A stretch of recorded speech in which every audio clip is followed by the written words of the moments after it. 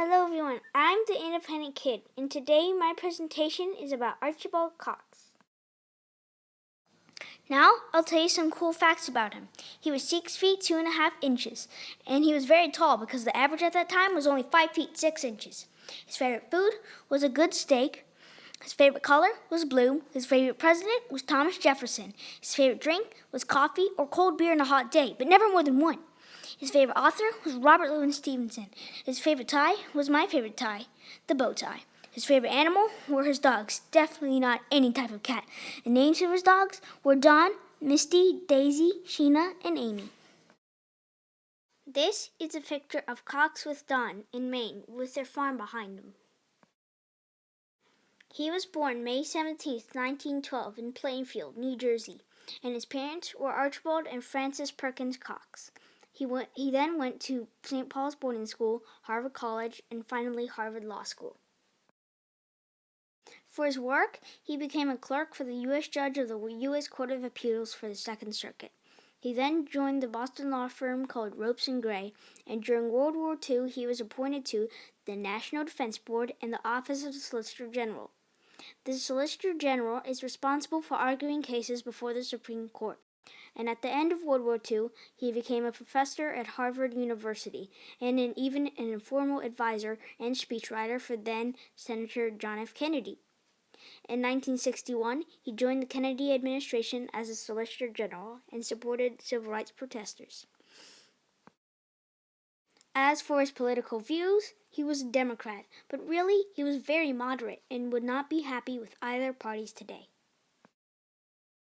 Now we're going to talk about Richard Nixon, and you'll see why in a second. He was born in 1913 in Yorba Linda, California, and then he became a lawyer and joined the Navy, then went on to become the youngest vice president in history at only 40 years old. Later, he ran for president in 1960 and lost to John F. Kennedy, but then he went on to become the 37th president of the United States. He served from 1969 to 1974, and he was Republican against communism. But in 1972, Nixon actually visited China and the Soviet Union, but then became the only U.S. president to resign. Suddenly, when he was president, there came the Watergate scandal. On June 17, 1972, there was a break-in at the Democratic National Committee into the Watergate building. The Nixon administration tried to cover up its involvement, but they were actually involved in illegal activities, such as wiretapping against their political opponents. Nixon said he was innocent, but secret tapes in the Oval Office were used to confirm his direct involvement. This is a picture of the Watergate building.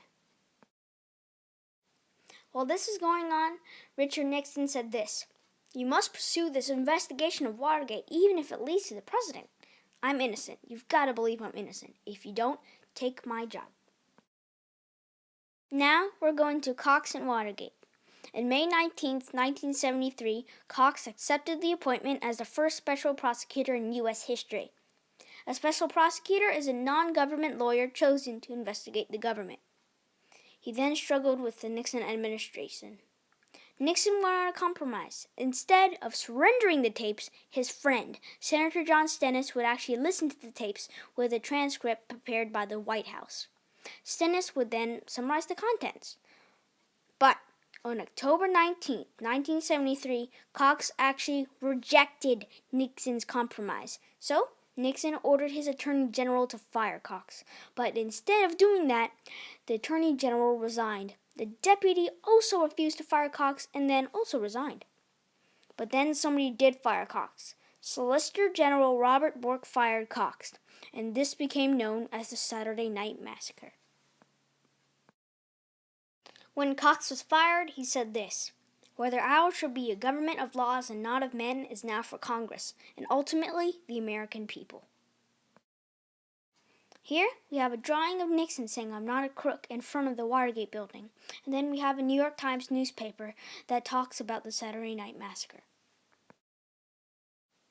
They were even in Time magazines together, and Cox even made it to the Newsweek magazine. And finally, Nixon resigns on August 8, 1974. That was because the U.S. Supreme Court rejected Nixon's executive privilege 8-0. They wanted the tapes to be made public. If they weren't going to be made public, they would make him face impeachment. But instead of surrendering the tapes and facing impeachment, Nixon actually resigned. This is another famous quote by Archibald Cox that I like. I confess that I cannot understand how we can plot, lie, cheat, and commit murder abroad and remain humane, honorable, trustworthy, and trusted at home. I think he was a good citizen. He was honest. He wanted everybody to know the truth about Nixon. He was compassionate. He was concerned for the U.S. citizens the government was lying to them. And he was respectful to the Constitution of the United States of America. He was even responsible. Even though he was actually working for Nixon, he did his duty against Nixon. And he was courageous. When the president offered a compromise, he still said no, costing him his job. Now we will listen to the tapes. Now remember, the two people who are speaking are the Chief of Staff Haldeman and President Nixon. Now, on the investigation, the Democratic break-in thing, we're back in the problem area because the FBI is not under control because Ray doesn't exactly know how to control them.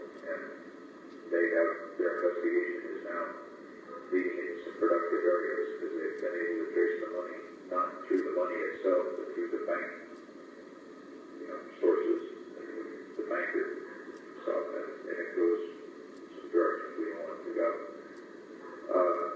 Also, there have been some things like an informant came in off the street to the FBI in Miami with a photographer who has a friend who's a photographer who developed some films for this guy Parker.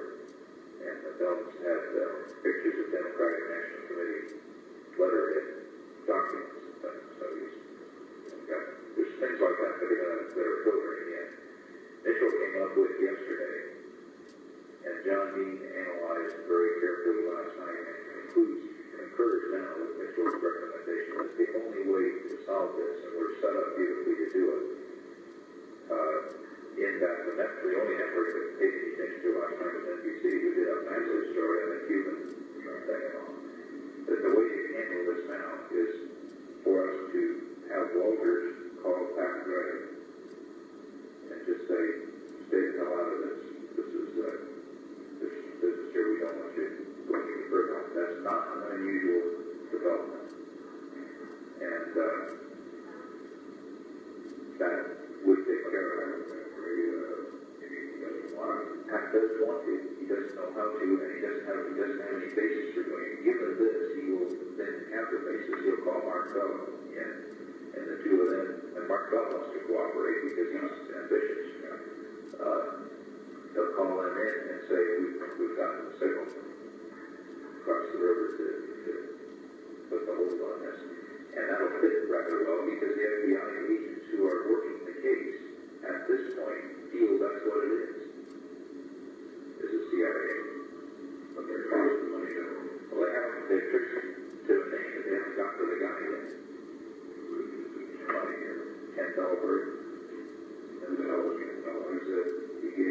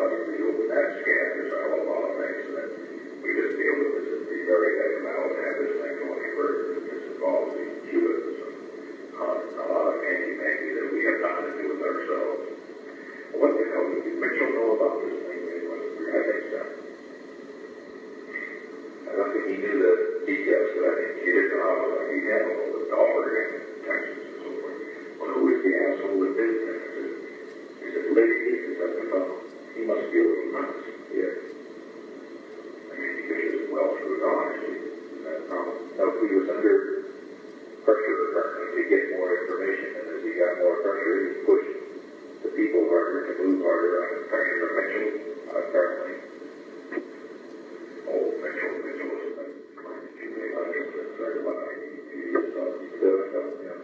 all right, I understand. Won't say the other Mitchell was correct. Thank God it was in Colson.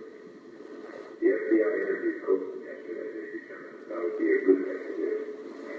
To have him take an interrogation, which he did. And that, the FBI guys working the case had concluded that there were one or two possibilities. One, that this was a White House. They don't think there's anything about the election. They think it was either a White House operation that had some obscure reason for it, non-political, or was the Cubans in the CIA. And after their interrogation of Coles and Headley, they concluded it was not White House, so then after this, it's the CIA thing. So the CIA turned off to it. Well, I must have done analysis. I must have done it. We don't want to know. You call me. Good deal. Play it out the way they play it. That's the way we're going to play it. Okay? Well, good. You know, I saw them do something. I worried it was like a crowd, but I thought that, well, it's good to have them off this while they're things like this. When they start buying us, we say, yeah, our little boys will not know how to handle it. I hope they will. Never know. You get covered. Good.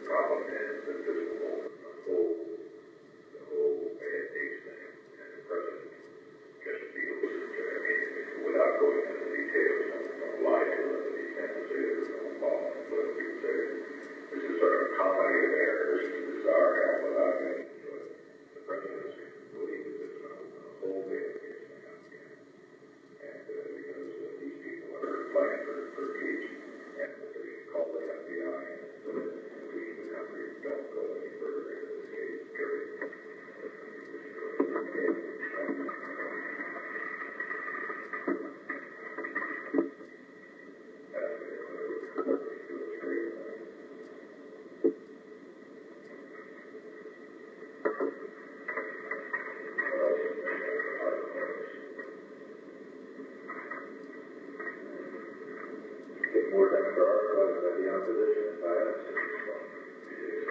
I think so. Thank you for watching my presentation.